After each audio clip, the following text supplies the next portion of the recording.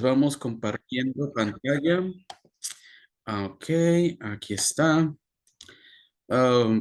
¿Me hace saber, Vanessa, me confirma si se ve la pantalla completa? Sí, se mira completa, hermanito. Perfecto, muchas gracias. Muy bien, pues hace dos clases terminábamos de ver la primera parte del credo que trata sobre Dios Padre. La clase anterior, ya el catecismo nos daba una bella introducción sobre lo que es la persona humana, ya que hoy comenzamos con la segunda parte del catecismo, el Hijo de Dios que se encarna. Entonces, la clase anterior, los números, los últimos números que veíamos, una introducción muy bella sobre lo que es la persona humana, la naturaleza humana, que es donde se encarna el Hijo de Dios, y bueno, con el drama de la caída o del pecado. Hoy vamos a ver la segunda parte del catecismo, creo en Jesucristo. Y es lo que vamos a ver en estos primeros números del 422 al 455. Es precisamente eso, de qué se trata o qué implica decir que creemos en Jesucristo. Nos dice el número 422, citando a Gálatas 4:45. Al llegar la plenitud de los tiempos, envió Dios a su Hijo, nacido de una mujer, nacido bajo la ley, para rescatar a los que se hallaban bajo la ley y para que recibiéramos la filiación adoptiva. He aquí la buena nueva de Jesucristo, Hijo de Dios, Marcos 1:1, y Dios ha visitado a su pueblo. Nos hace referencia a Lucas 1:68.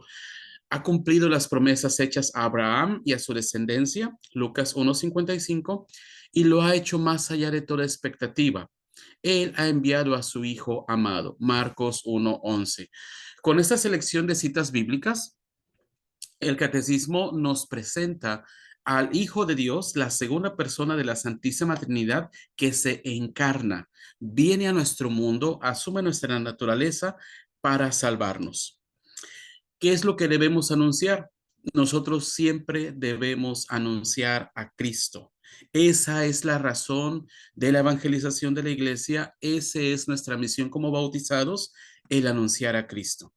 El número 425 nos dice, la transmisión de la fe cristiana es ante todo el anuncio de Jesucristo para conducir a la fe en él. Desde el principio, los primeros discípulos ardieron en deseos de anunciar a Cristo. Y cita a Hechos de los Apóstoles 4:20. No podemos nosotros dejar de hablar de lo que hemos visto y oído. Y ellos mismos invitan a los hombres de todos los tiempos a entrar en la alegría de su comunión con Cristo. Esa es la buena nueva de Cristo, Hijo de Dios, que se encarna para nuestra salvación. ¿Quién debe ser el centro de la catequesis? Es muy, muy claro el catecismo de la Iglesia Católica, la persona de Jesucristo. Todo debe de orientarnos a Jesús. Si nuestra catequesis, si nuestra evangelización, si nuestro apostolado, si nuestro ser y quehacer en la Iglesia no nos conduce a Cristo, estamos mal. Cristo es el centro. Y así lo pone desde el principio el catecismo de la Iglesia Católica, ahora que vamos a comenzar a reflexionar en la persona del Hijo. Él es el centro y es la razón de ser de cualquier actividad pastoral en la Iglesia. Dice el número 426. En el centro de la catequesis encontramos esencialmente una persona, la de Jesús de Nazaret, el unigénito del Padre, que ha sufrido y ha muerto por nosotros, y que ahora resucitado vive para siempre con nosotros. Catequizar es descubrir en la persona de Cristo el designio eterno de Dios. Se trata de procurar comprender el significado de los gestos y de las palabras de Cristo, los signos realizados por él mismo. Y ahí está citando un documento que es nuevo para nosotros, o al menos no lo hemos comentado aquí en las clases del instituto, al menos conmigo no. Está citando CT. ¿Qué es CT? Se los estoy poniendo aquí en el chat, perdón. Catequesis, catequesis tradende. El anuncio o la transmisión de la catequesis. Catequesis tradende número 5. Esto es importante, pareciera que es una obviedad, pareciera que es una obviedad, pero no es así. ¿Por qué el catecismo se le dedica varios números a decirnos lo mismo, a dejarnos muy claro que en el centro de la catequesis es Jesús? Que él en su anuncio de la buena nueva, en el anuncio de la buena nueva de Jesús, él es la persona, él es el centro, y que la catequesis nos orienta a descubrir en la persona de Cristo el designio eterno de Dios. ¿Por qué?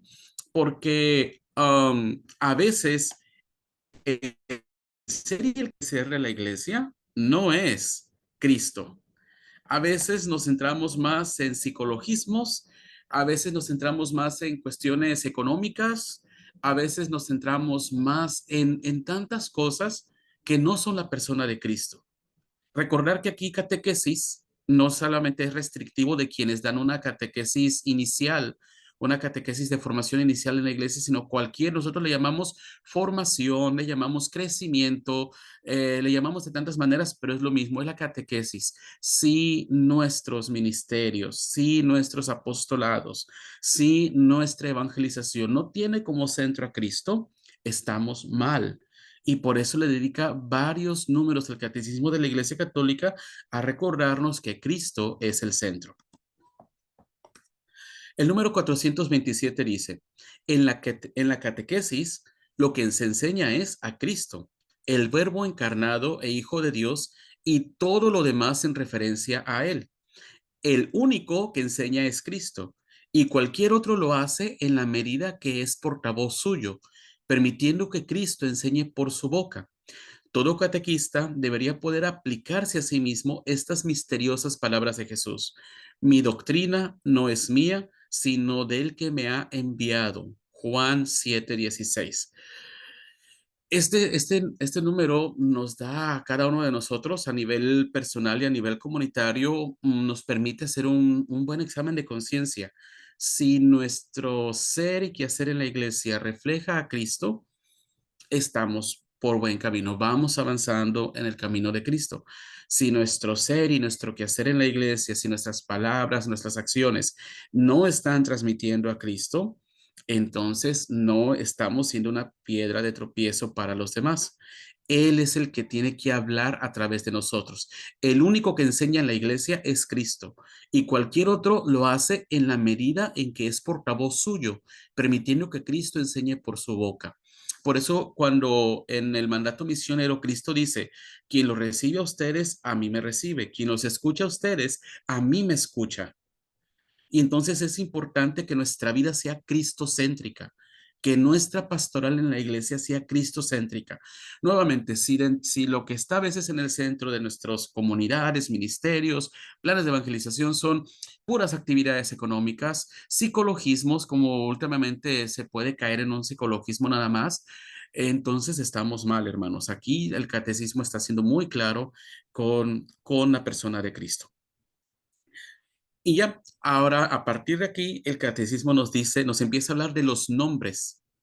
¿Qué nombres explica el catecismo? Ahí se va una S, se fue una S de más. ¿Qué nombres explica el catecismo sobre el Hijo de Dios hecho hombre? Tenemos cuatro nombres: Jesús, Cristo, Hijo único y Señor. Y los va a desarrollar, va a decir cuál es el significado de cada uno. ¿Qué significa Jesús? Significa Dios salva. Es un arameísmo de Joshua. Jesús significa Dios salva. El número 430 dice, Jesús quiere decir en hebreo, Dios salva. En el momento de la anunciación, el ángel Gabriel le dio como nombre propio el nombre de Jesús, que expresa a la vez su identidad y su misión, haciendo referencia a Lucas 1:31, ya que ¿quién puede perdonar pecados sino solo Dios? Marcos 2:7. Es Él quien en Jesús, su Hijo eterno hecho hombre, salvará a su pueblo de sus pecados. Mateo 1:21. En Jesús, Dios recapitula así toda la historia de la salvación en favor de los hombres. Entonces, ya aquí el catecismo nos dice qué significa Jesús. Dios salva, porque el nombre que asume el Hijo al encarnarse expresa quién es Él y cuál es su misión, la salvación. ¿Qué significa Cristo?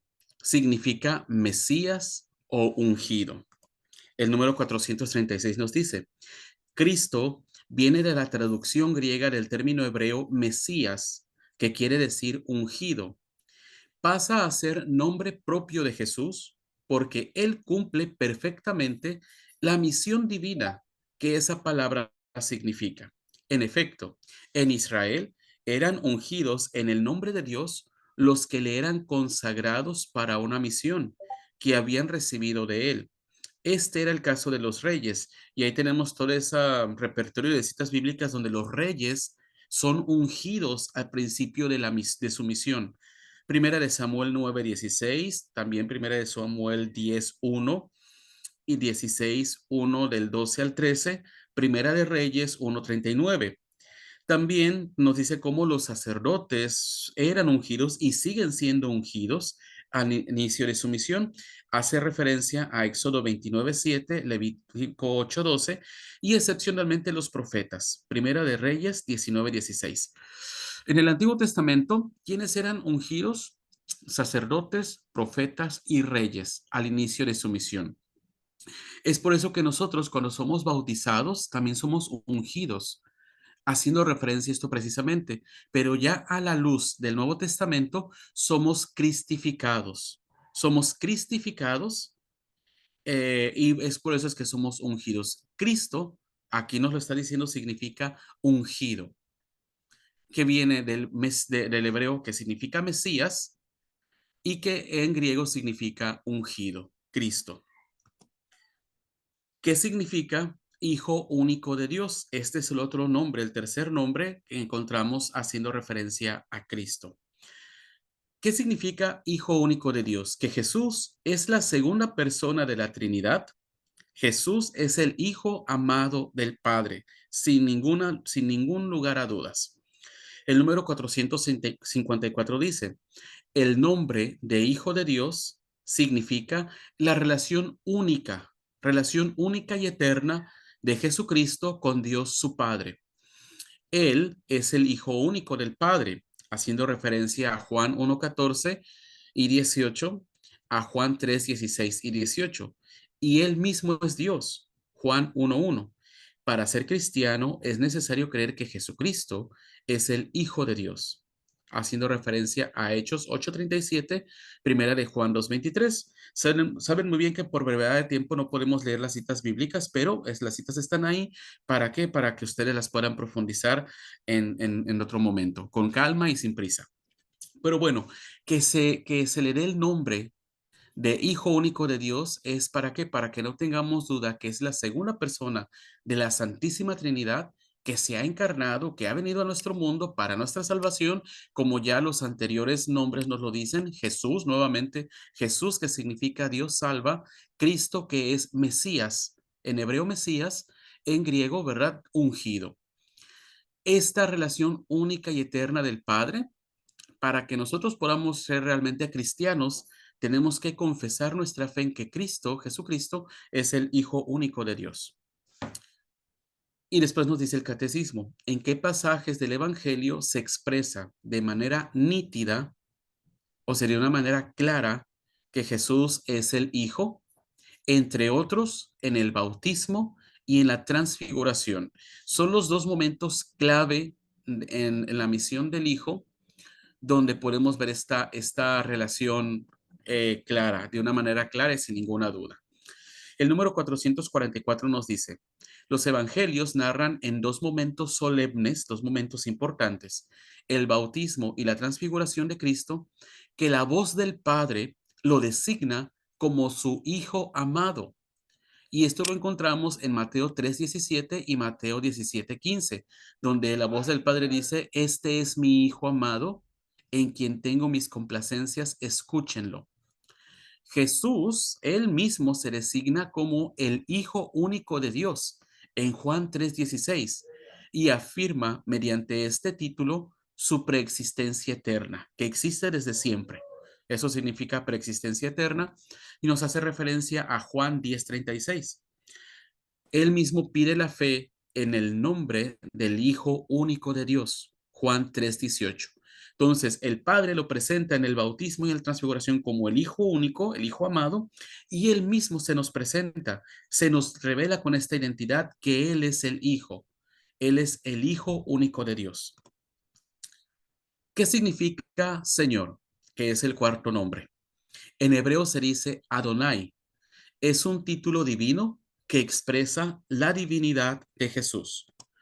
El número 446 del Catecismo dice, en la traducción griega de los libros del Antiguo Testamento, el nombre inefable, esta palabra recuerden que gusta mucho en los documentos de la iglesia, el catecismo no es la excepción, inefable significa es algo tan bello que no se alcanza a describir con palabras. Eso significa inefable. Es una realidad tan hermosa que nuestras palabras se quedan cortas y eso es lo que significa inefable. El nombre inefable con el cual Dios se reveló a Moisés en Éxodo 3:14 es Yahvé. Este Yahvé es traducido por Kyrios en griego, que significa Señor. Y entonces, Señor se convierte desde entonces en el nombre más habitual para designar la divinidad misma del Dios de Israel. El Nuevo Testamento utiliza en este sentido fuerte el título Señor para el Padre, pero lo emplea también, y aquí está la novedad, para Jesús, reconociéndolo como Dios. El título de Kyrios, el pueblo solamente se lo daba a Dios, pero aquí también los discípulos, y cuando Jesús se va a mostrar ya resucitado, la comunidad también lo comienza a decir a él, Señor. Es el Kyrios. Haciendo referencia, nos hace referencia a Primera de Corintios 2:8. El número 455 del Catecismo nos dice que el nombre del Señor, el nombre de Señor, este título Señor significa la soberanía divina. Confesar o invocar a Jesús como Señor es creer en su divinidad. Nadie puede decir Jesús es Señor sino por influjo del Espíritu Santo. Primera de Corintios 12:3. Entonces vamos a hacer un pequeño síntesis de estos cuatro nombres. Está ahí la tablita, no se preocupen por apuntar nada. Vanessa les va a hacer llegar esta presentación en los grupos de WhatsApp. Encontramos el nombre de Jesús, que significa Salvador o Dios salva. Y la cita bíblica, Lucas 1:31. El nombre de Cristo, que significa ungido, en Mateo 16:16. Después, el nombre de Hijo único de Dios. Hijo único de Dios, haciendo referencia a que Él es la segunda persona de la Santísima Trinidad. Mateo 3:17 en el relato del bautismo y luego Mateo 17:5 en el relato de la transfiguración. Y por último, el nombre de Señor, que significa Dios. Juan 20:28 y Filipenses 2:11. De esta manera, el catecismo nos presenta la identidad de Jesús como Hijo de Dios, como el Mesías Salvador, la segunda persona de la Santísima Trinidad que se ha encarnado, ha venido a nuestra carne, se ha hecho nuestro carnal. ¿Para qué? Para nuestra salvación. Síntesis. Existen diversos nombres para señalar al Hijo de Dios hecho hombre. Jesús, Cristo, Hijo único de Dios y Señor. Vamos ahora a estos últimos números que vamos a reflexionar hoy. Aquí sí sé que voy a dar mucha información para ustedes.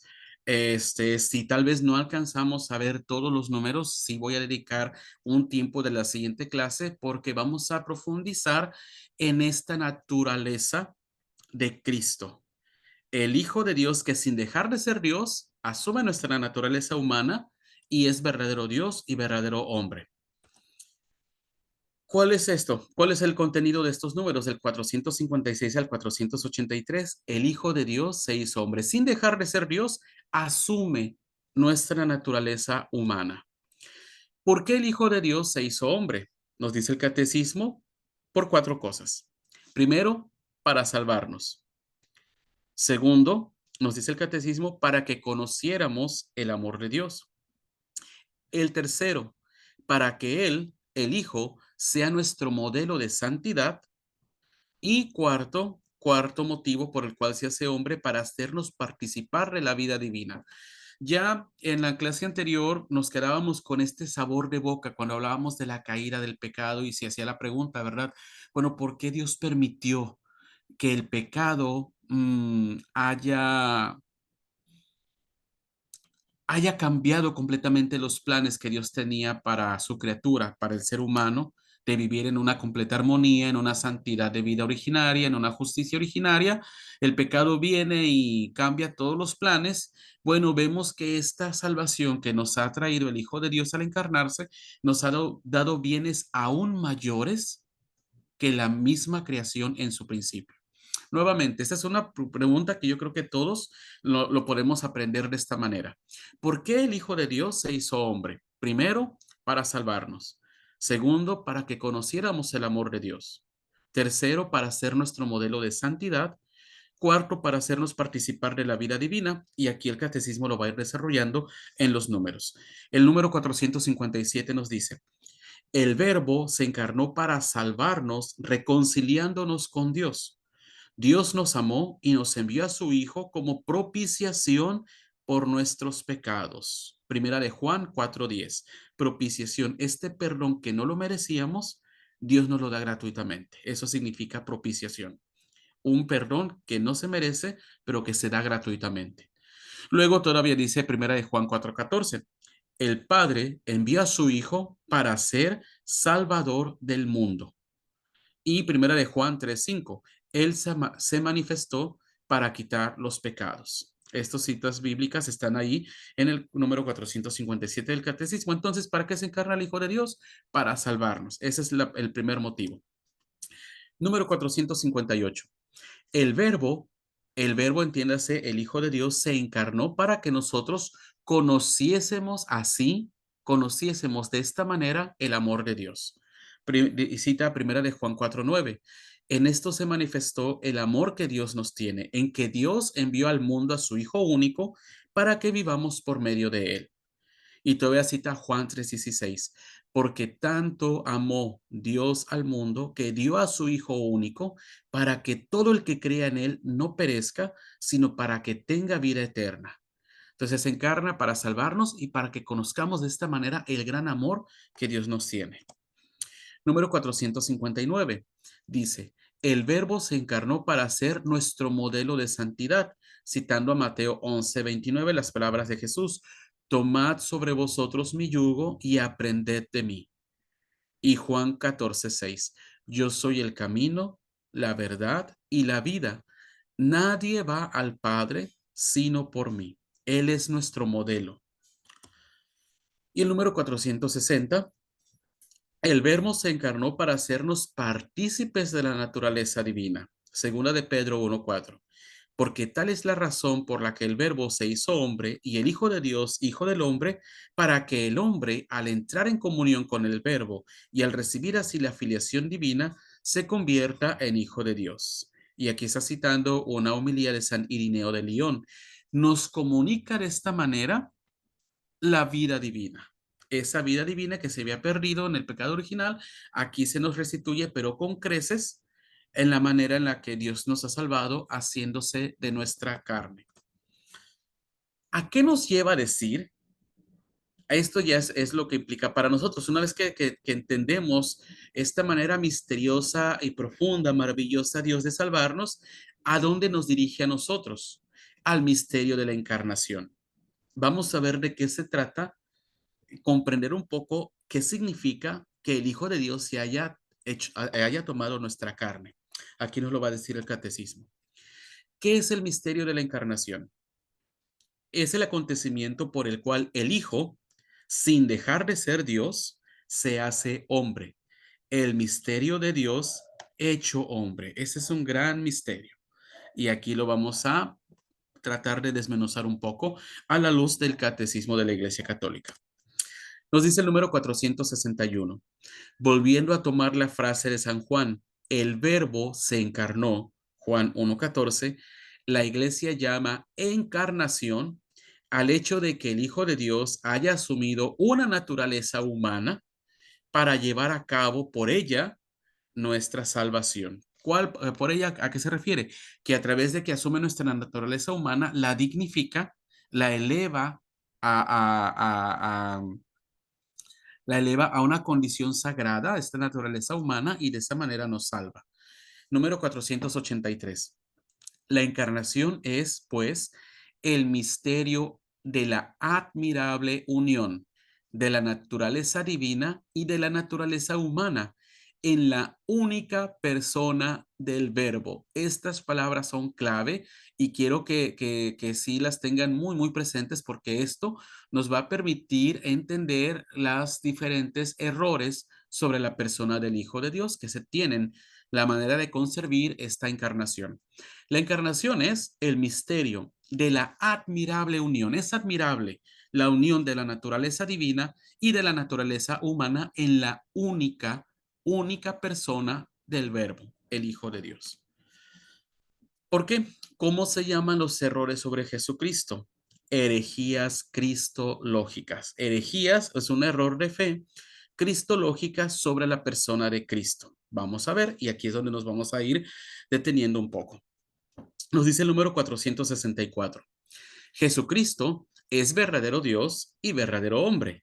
La iglesia debió defender y aclarar esta verdad de fe durante los primeros siglos frente a unas herejías que la falseaban. Ya desde aquí vamos a ver por qué hay herejías, por qué se dan herejías y errores al momento de querer explicar la encarnación. Porque para muchas personas dentro de la comunidad les chocaba que Dios, que es perfecto en sí mismo, que es todopoderoso, tenga hambre, que el Hijo de Dios pase necesidad, que tenga dolor, que Dios muera. ¿Cómo Dios puede morir? Entonces dicen, no, no, no, no, no. Dios no puede parecer porque eso es imperfección de una naturaleza. Eso lo parecemos nosotros los seres humanos porque no somos dioses. Pero Jesús, el Hijo de Dios, él no puede sufrir. Y entonces empiezan a tratar de defender la divinidad de Jesús negando la humanidad. Y después vamos a ver otras herejías, aquí las vamos a ver, como queriendo precisamente afirmar la humanidad del Hijo de Dios, niegan la divinidad. Esto que quede muy claro, en el afán de las primeras comunidades de defender la divinidad del Hijo de Dios, van a negar la humanidad. Y por querer a veces defender la humanidad, van a negar la divinidad. Vamos para allá para que se pueda entender un poco, pero este es el criterio, ese es el criterio base. ¿Cómo se pueden agrupar las herejías cristológicas? Primero nos dice el catecismo las que niegan la humanidad de Jesús, porque Dios, el Hijo de Dios, no puede ser hombre, no puede parecer hambre, no puede ser humillado, no puede enojarse. Dios, si Dios se enoja es una imperfección y Dios es perfecto. Todavía más aún, Dios no puede morir, porque si muere entonces no es Dios. Y van a negar la humanidad de Jesús. Otros herejías van a negar la divinidad de Jesús.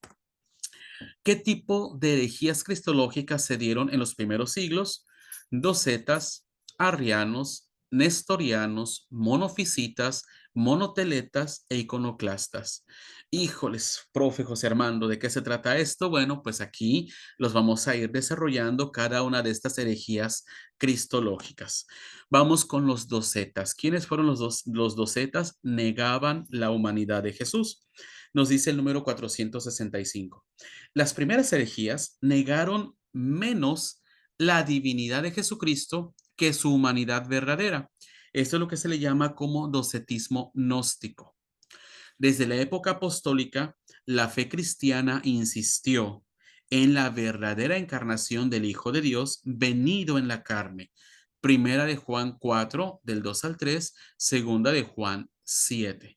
Ellos decían, no, aparentemente tomó un disfraz, el Hijo de Dios tomó un disfraz y tomó una apariencia de hombre, pero no era hombre.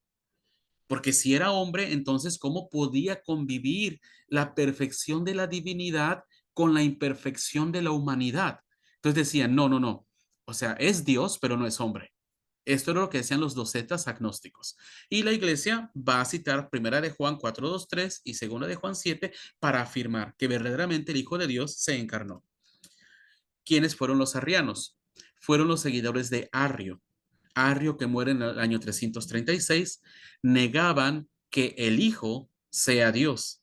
Decían que el Hijo es solo una criatura perfecta, muy parecido a lo que ahora afirman los testigos de Jehová. El Hijo, el que se encarnó, ¿verdad? No es Dios. Es una criatura perfecta, virtuosa, virtuosa porque habló, nos comunicó el amor del Padre, una criatura muy perfecta, pero no era Dios. Eso es lo que decían los arrianos. ¿Dónde se refutó la doctrina de Arrio? En el concilio primero de Nicea en el año 325. Ahí se enseñó que el Hijo es verdadero Dios. Es lo que nosotros decimos en el credo.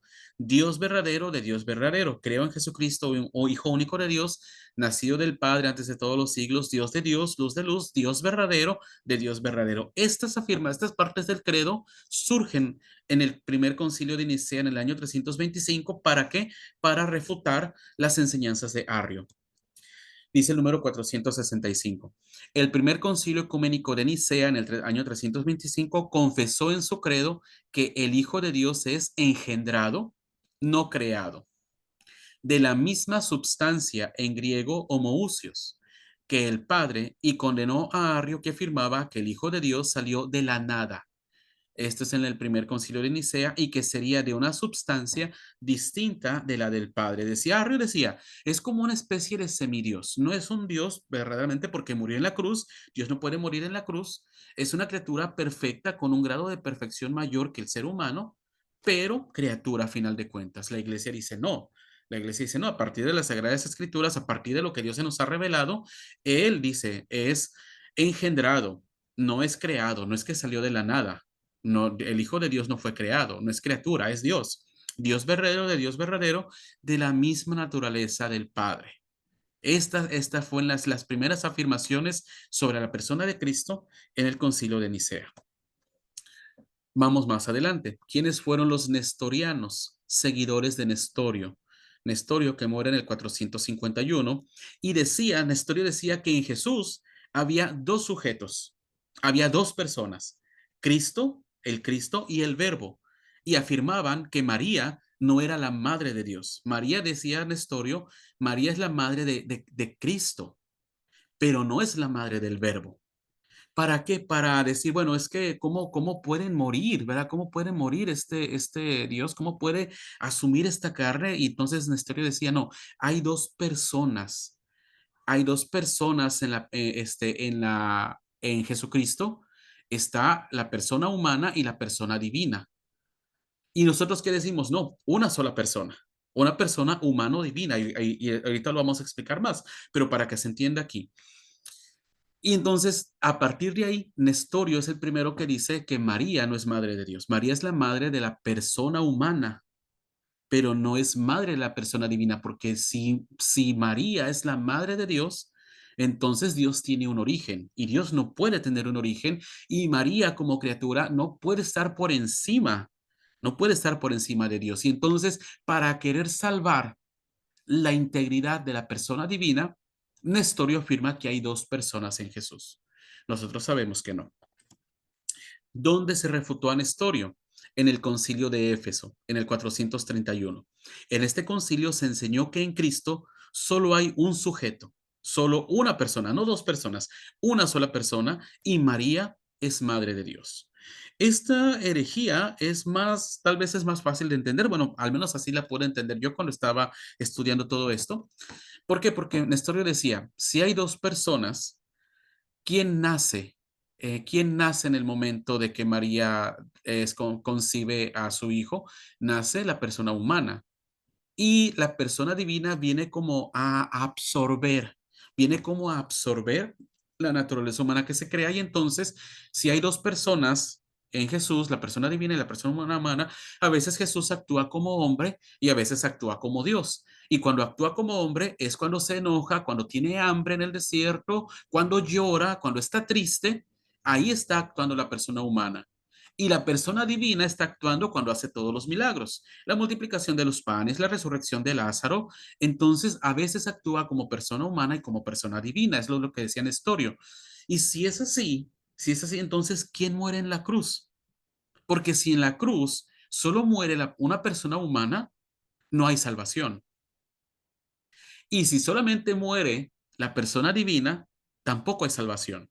Por eso la iglesia va a decir, no, no hay dos personas, una sola persona, persona humano-divina. Y ahorita lo vamos a explicar con los mismos números del catecismo. Pero bueno, en el concilio de Éfeso, en el 431, ahí se enseñó que en Cristo solo hay un sujeto, un solo sujeto, y María es madre de Dios. Porque en el momento en el que se encarna la persona del Hijo, es una sola persona. El Hijo de Dios y verdadero hombre, que en todo momento actúa una sola persona, por lo tanto María es madre de Dios.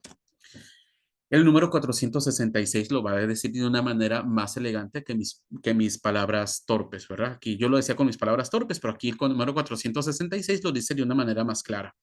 La herejía nestoriana veía en Cristo una persona humana junto a la persona divina del Hijo de Dios. O sea, como que dos personas ahí juntas.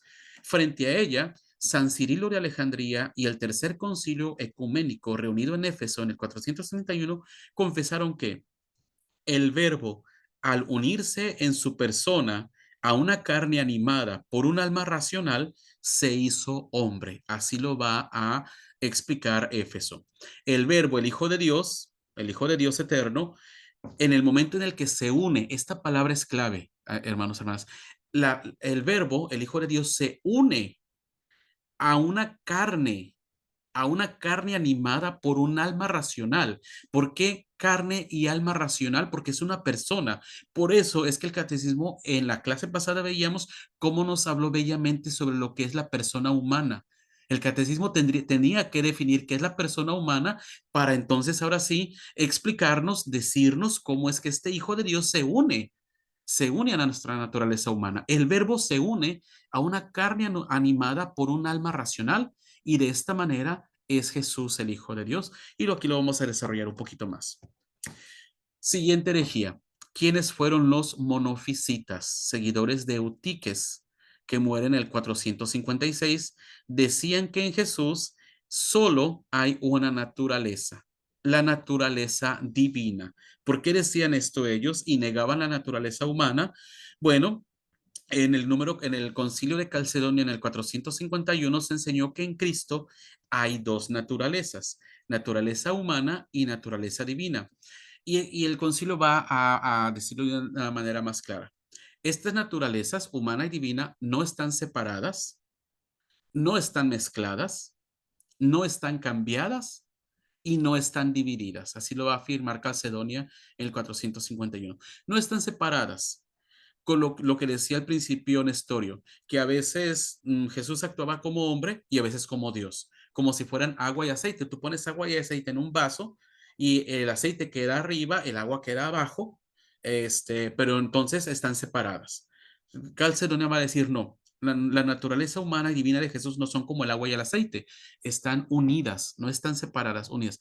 Dice también, no están mezcladas. Jesús no fue una mezcla extraña, ¿verdad? Como si fuera café con leche, donde si tú el café le pones leche, ya no es solamente café, ya es otra cosa diferente. La leche, si tú a esa leche natural le pones café, ya no es leche, ya es otra cosa. Entonces, en Jesús, el Hijo de Dios, las naturalezas no están mezcladas como que si nos fuera a dar algo completamente diferente. No es así. Las naturalezas no están cambiadas. No es que la naturaleza divina absorbió la naturaleza humana, o no es que la naturaleza humana haya absorbido la naturaleza divina en la encarnación. Y tampoco están divididas, no están divididas. Jesús no fue medio hombre y medio Dios. Mi 50% Dios, 50% hombre, y no, no, no. Verdadero Dios y verdadero hombre. Las naturalezas no están divididas. No es como en la mitología griega, no sé si ustedes conocen un centauro, ¿verdad? Un centauro que la mitad del cuerpo es de un ser humano, de un hombre, pero de la cintura hacia abajo es el cuerpo de un caballo. Eso es un centauro. Bueno, Jesús no era un centauro, no era mitad hombre y mitad Dios, no, verdadero Dios y verdadero hombre. El número 467 lo dice de esta mejor manera. Los monofisitas afirmaban que la naturaleza humana había dejado de existir como tal en Cristo, al ser asumida por su persona divina de Hijo de Dios, como si la naturaleza divina hubiera absorbido la naturaleza humana. Entonces dejó de ser hombre, si la naturaleza divina absorbe la naturaleza humana. Enfrentando esta herejía, El cuarto concilio ecuménico en Calcedonia confesó en el año 451 que las naturalezas no están nuevamente. ¿Qué dice Calcedonia? Las naturalezas humana y divina en la persona de Jesucristo no están separadas, no están mezcladas, no están cambiadas, no están divididas. Siguiente herejía, ya casi vamos a acabar, sé que les estoy dando mucha información, pero vamos a tener tiempo para hablar y profundizar un poco de esto. ¿Quiénes fueron los monoteletas? Ahí te va otra. Estos seguidores de Sergio de Constantinopla, que muere en el año 638, decían que en Jesús solo había una voluntad, la voluntad divina. Los monoteletas decían, bueno, ok, sí, son dos naturalezas, está la naturaleza humana divina, pero a veces la naturaleza humana va a entrar en conflicto, porque el instinto humano se niega a morir y al final Jesús murió, entonces había una sola voluntad divina. El número 475 lo dice así. La Iglesia confesó en el sexto concilio ecuménico que Cristo posee dos voluntades. Esto es lo que dice la Iglesia. Cristo posee dos voluntades y dos operaciones naturales, divinas y humanas. Cuando dice operaciones naturales significa dos voluntades, voluntad divina, voluntad humana. No están opuestas, nos dice este concilio. Las voluntades no están opuestas, sino cooperantes, de forma que el Verbo hecho carne, en su obediencia al Padre, ha querido humanamente todo lo que ha decidido divinamente con el Padre y el Espíritu Santo para nuestra salvación. Lo que la voluntad divina decide, la voluntad humana de Cristo coopera con ella, coopera. Lo dice el Concilio de Constantinopla número 3 en el año 681. La voluntad humana de Cristo sigue a su voluntad divina sin hacerle resistencia ni oposición, sino todo lo contrario, estando subordinada a esta voluntad omnipotente. Me parece que aquí no puse la cita bíblica, pero cuando Jesús está en el huerto orando diciendo, Padre, si es posible, si te es posible, aparta de mí este cáliz, pero que no se haga mi voluntad, sino la tuya. La voluntad humana cooperando con la voluntad divina. Dos voluntades. ¿Por qué? Porque si no hubiera voluntad humana, no sería hombre. Tenía que tener su voluntad humana, y así como su alma racional humana. Y por supuesto que la voluntad divina, porque es el verbo, el Hijo de Dios, la persona divina del Hijo, con la voluntad del Padre por querernos salvar. Última herejía. ¿Quiénes fueron los iconoclastas? Aquellos que negaban la legitimidad de las imágenes sagradas. ¿Quiénes son ahora los modernos iconoclastas? Los evangélicos, ¿verdad? Ellos dicen que no se puede, que no es lícito, que es pecado tener imágenes sagradas. ¿Dónde se refutó los iconoclastas? Para que vean que ellos que están ahí, ¿verdad? Con la cantaleta de siempre, bueno, pues ya la iglesia en el año 787, en el segundo concilio de Nicea, ahí se enseñó la legitimidad de las imágenes sagradas. ¿Por qué? Porque si Jesús es verdadero hombre, se le puede representar. Él se ha encarnado y se nos ha hecho de esta manera visible. ¿Para qué? Para que nosotros también lo podamos representar. Dice el número 477.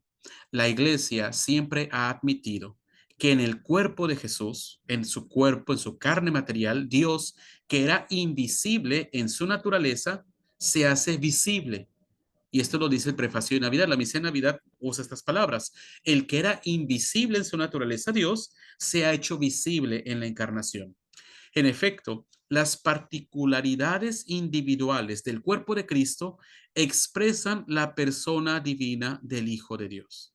No hay discrepancia, eso es uno solo.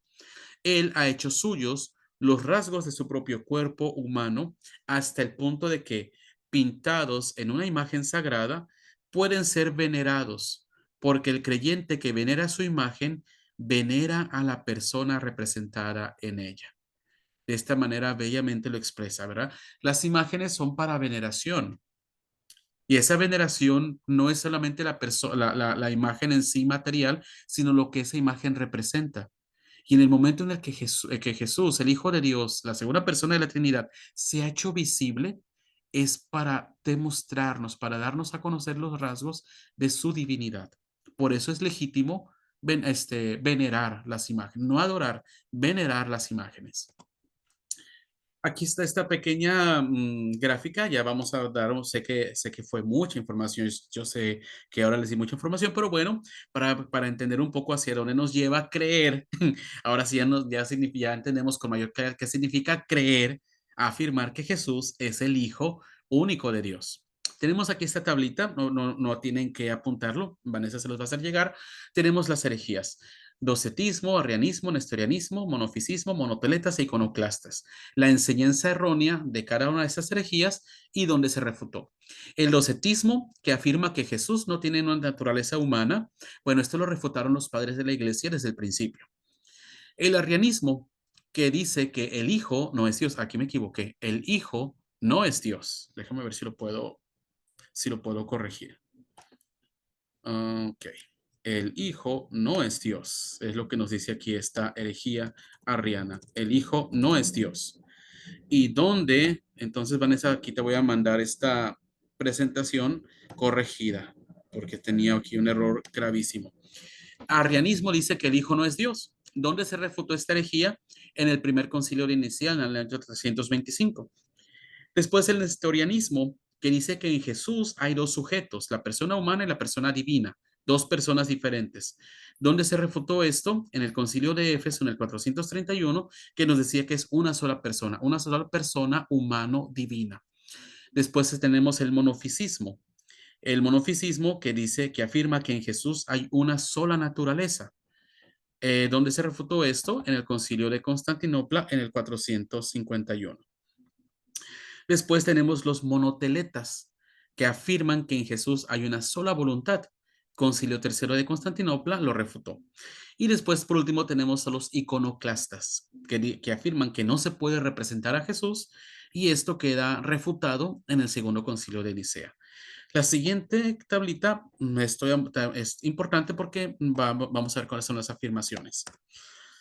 ¿Qué es lo que afirma el primer concilio de Nicea en el 325? Que el Hijo es verdadero Dios.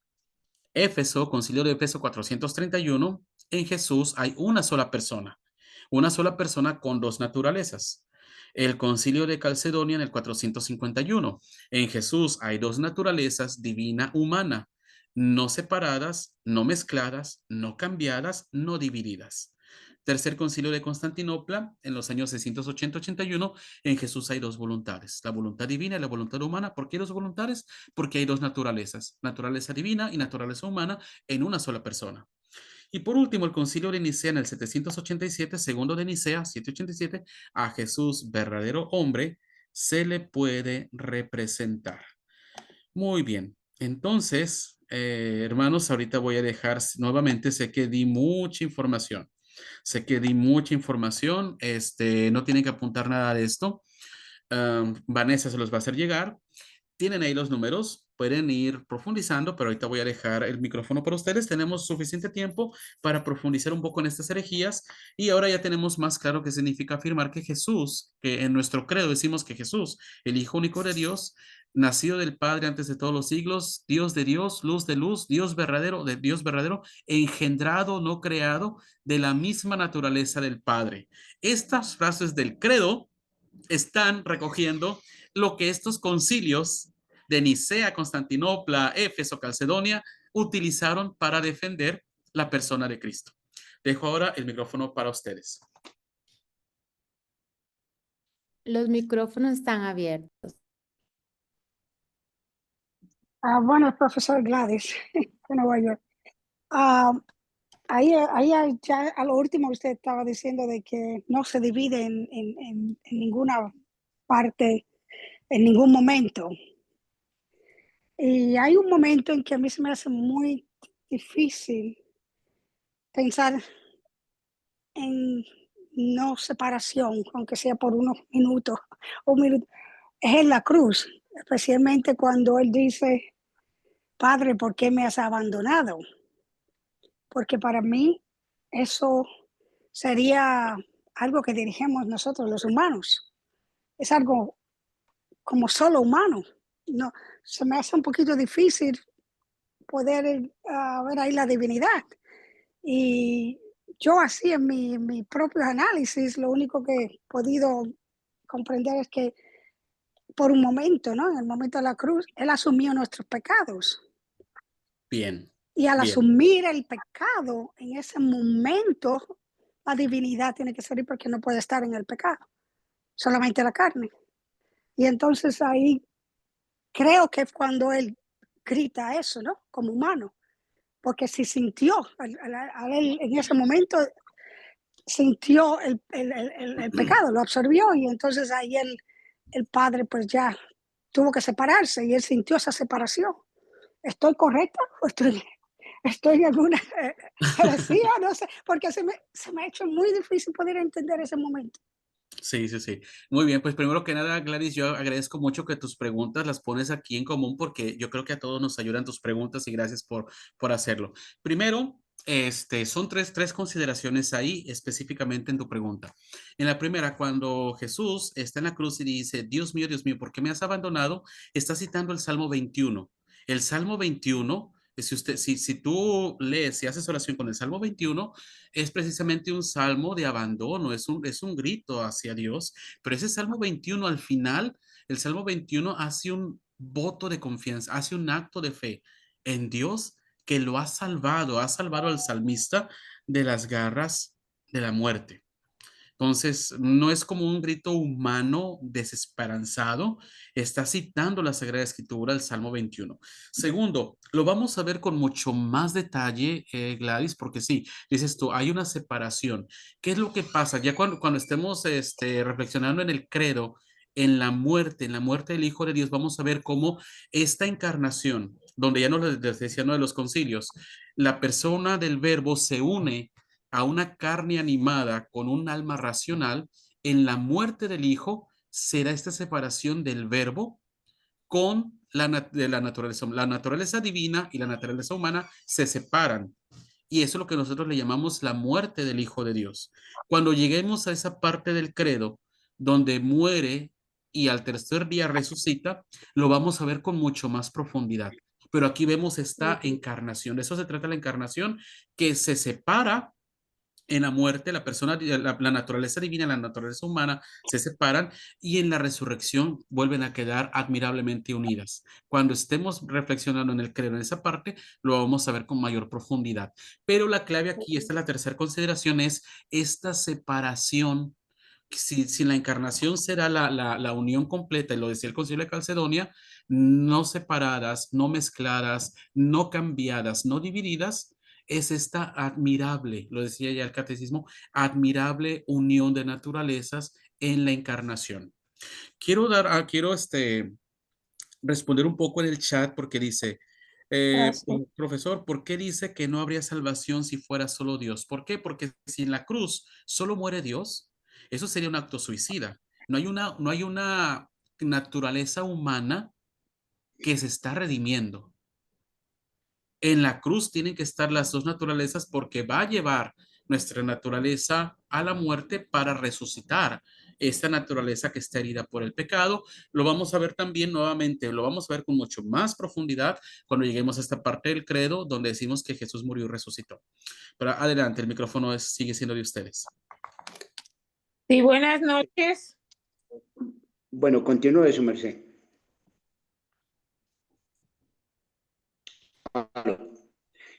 Profesor, buenas noches. Mire, yo diría en mi ignorancia que si nosotros miramos desde el punto de vista racional el aspecto de la posición del Señor y no desde la fe, nos haríamos una cantidad de cuestionamiento y una cantidad de situaciones completamente, es decir, totalmente complicadas.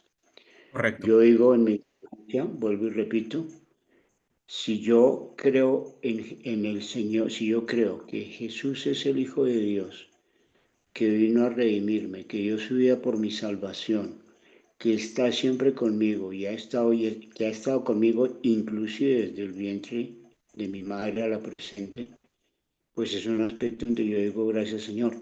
Pero si yo me pongo a cuestionar eso, entonces estoy dándole campo a la racionalidad y estoy dejando a un lado la fe. Es mi punto de vista, perdóneme por favor. Oh, gracias, hermano, te agradezco. Yo creo que eso es importante. ¿Por qué? Porque si bien es cierto, es un acto de fe y la fe es un don de Dios, pero en el momento en el que dialogamos con el mundo moderno y queremos dar razón de nuestra fe, eso significa dar razón de nuestra fe, lo encontramos en Primera de Pedro, primera carta de Pedro, y te voy a buscar bien la cita bíblica. Estamos llamados a dar razón de nuestra fe. Y lo decíamos ahorita al principio, la iglesia está llamada a anunciar la buena nueva. ¿Cuál es esta buena nueva? Que Cristo, el Hijo de Dios, ha venido a nuestra carne para salvarnos. Y parte de este anuncio es poder dar razón de nuestra fe. Ciertamente, si lo vemos desde una manera racional, pues si nos vamos a meter en una camisa de 11 varas, no nos va a llevar a ningún lado.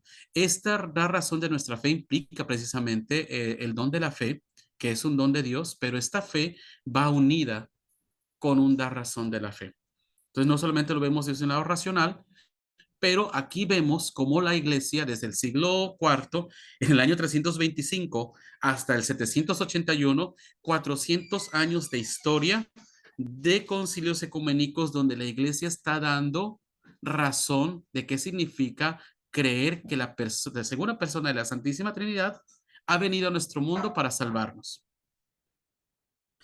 Estoy olvidando dar los números para el siguiente lunes. Vamos a reflexionar de los números 484 al 570. Vanessa, si lo puedes poner ahí en el chat y ya después avisen los grupos de WhatsApp, ¿verdad? Porque luego se nos va a pasar. Pero todavía tenemos oportunidad, tenemos tiempo para 2 interacciones más. Pero si para la siguiente semana es del 484 al 570. Adelante, alguien más. Buenas noches, profesor Jorge, desde Argentina. Bueno, lo que yo entendí que, según la teología, el verbo es una referencia a Jesucristo, entendido como la expresión divina de Dios que se hace carne o que se hizo carne y habita o habitó entre los humanos.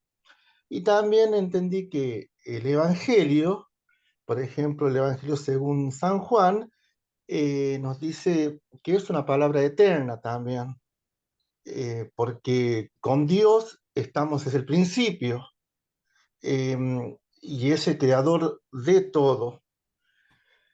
Y es una revelación también de Dios en el mundo.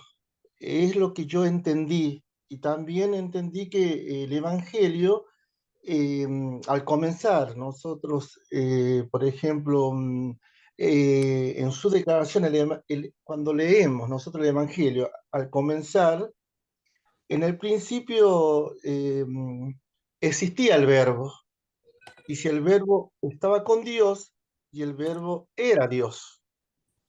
¿Es así como lo interpreté o estoy equivocado? No, está muy bien. Está muy bien. Solo dame un segundito. Permíteme un segundito, hermano Jorge. Y cada uno está. Sí. Dame un segundito.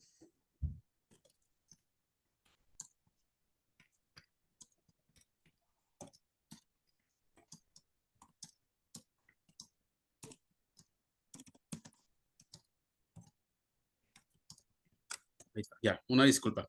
Bien, sí, hermano, lo que tienes razón, y eso lo encontramos en el prólogo, en el Evangelio de San Juan, del capítulo 1, versículo 1 y siguientes. Sí, el Evangelio de San Juan afirma con claridad que el verbo estaba desde el principio, es eterno porque es Dios. Pero en un momento, esta segunda persona de la Trinidad, en un momento de la historia se encarna, asume nuestra naturaleza humana, se une a nuestra naturaleza humana, y aquí a esta encarnación nosotros le llamamos encarnación de quién? De Jesucristo, Hijo de Dios. Nuevamente, no es que la segunda persona se llamara Jesús en la eternidad, es el Hijo. Nosotros le decimos el Hijo, ¿para qué? Para distinguir esta relación con el Padre. Pero en el momento en el que el verbo, así le llama el Evangelio de San Juan, se une a nuestra naturaleza, ahora ya tiene un nombre específico. Y lo veíamos al principio de la clase: Jesús, Cristo, Hijo único de Dios. No sé si me di a entender o no sé si pude responder tu inquietud. Sí, sí, yo estaba como un poquito confundido, pero bueno, veo que es lo que entendí, lo entendí muy bien y lo explicó usted muy bien. Muchas gracias, licenciado, y bendecida semana para todos. Hasta luego. Gracias. Una última interacción porque ya el tiempo ya nos llegó. Ya les digo que Dios nos perdona, pero el tiempo no nos perdona, entonces ya estamos en la hora. Una última interacción. Sí, buenas noches. Buenas noches. Yo quería hacer como una pregunta diferente al credo de los apóstoles y al credo niceno. ¿Cuál es el credo correcto para la Santa Misa? Los dos Oh, correctos. Ninguno más válido que el otro. El credo de los apóstoles es más breve y en muchas diócesis lo acostumbran. El credo niceno, más bien diríamos niceno constantinopolitano, porque usa el primer concilio de Nicea en el 321 y el concilio de Constantinopla del 381. El niceno constantinopolitano más teológico, más desarrollado, cualquiera de los dos, incluso cualquiera de los credos en la historia de la iglesia, igual de válidos todos porque es el testimonio precisamente de una iglesia que quiere dar razón de su fe en Jesucristo, Hijo único de Dios. ok, gracias. También, por Una, ejemplo, lo que estaba una diciendo. última, sí. En el Santo Rosario,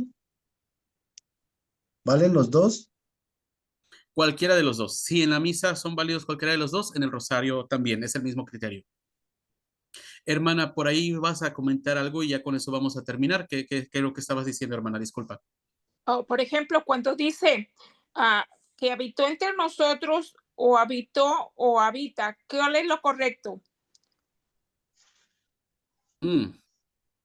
Ok, bien, sí, habitó entre nosotros. Hubo un momento en la encarnación donde habitó entre nosotros, ahora está presente, pero de una manera sacramental, de una manera velada y ya después completamente Oh, con su gloria en los últimos tiempos, al final de todo. ok, muchas gracias.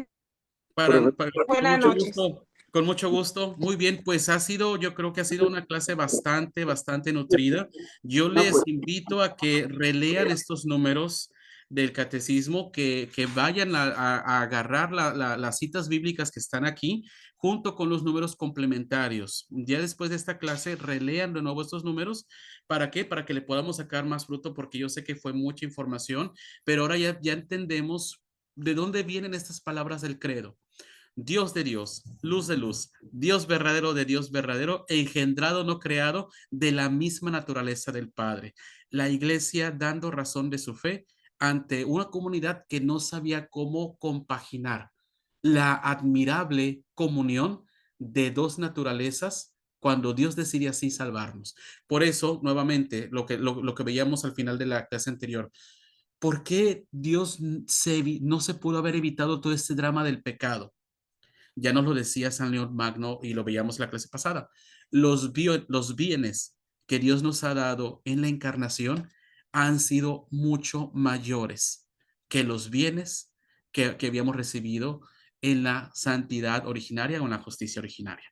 Muy bien, pues vamos a encomendarnos a la Virgen María, Madre de Dios, Madre de la Iglesia, que interceda por nosotros, que nos tome de la mano para que podamos seguir el camino de su Hijo Jesús, que Él es el camino, la verdad y la vida. En el nombre del Padre, y del Hijo, y del Espíritu Santo. Amén. Dulce Madre, no te alejes, tu vista de nosotros no apartes. Ven con nosotros a todas partes y solos nunca nos dejes.